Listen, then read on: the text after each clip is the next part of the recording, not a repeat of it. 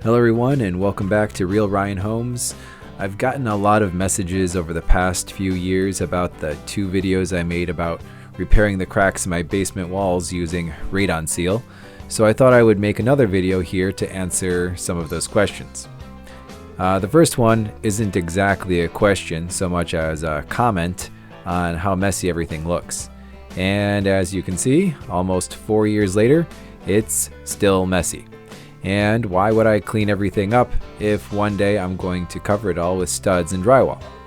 But if looking clean is your thing, let me just say that if you had your walls poured like I did with this faux brick looking mold, it's going to be hard to make it look neat. Those little ridges in there make it really hard for the caps to sit flush on the concrete, so you're going to have some leakage probably. Speaking of leakage, the other big question is, well, how's it holding up?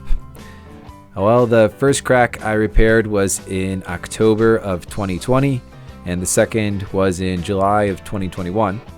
This update was filmed in March of 2024, and the entire time, not a drop of moisture has made it through those cracks, or thankfully any other spots in the basement. It's all been dry, bone dry, you can see here. Of course right now, but throughout the whole year it's been dry. It's held up, no other shifting. So there you have it. Still dry as a bone almost 4 years later.